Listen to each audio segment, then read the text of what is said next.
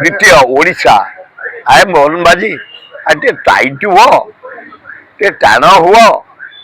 जेते Odia tourist spot Gopalpur हाँ पुरी धौली जो गणधर्षण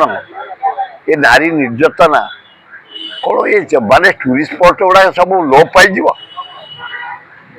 आम आम अंचलटा जगिचु खंडगिरी उदयगिरी बरुणाई पहाड़ नंदन कानन धौली आम सब लोकाल लोक जगिचु बोली से नारी निर्यातना हो पारुनी लवणगिरी पहाड़ चारिआड़ ये लोक मैंने आम संजय आम माँ भौणी इज्जत रखा आमर कम ये अन्य जो होउची ते कड़ाकड़ी कर लोक भय टूरिस्ट आसिया को राजी नुह मो ओडिशा नष्ट हो जाउची टाइट कर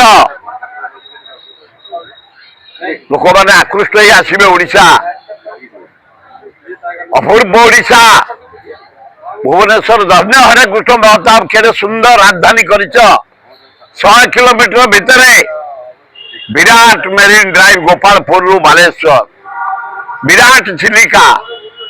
सबुठ बड़ मंदिर जगन्नाथ मंदिर कोणार्क आर्किटेक्ट लिंगराज मंदिर अपूर्व नंदन कानन इतिहास धौली पहाड़ खंडगिरी उदयगिरी बरुणाई पहाड़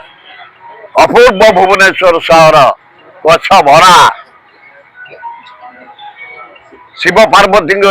एकाम्बर कानन बड़ दुखर विषय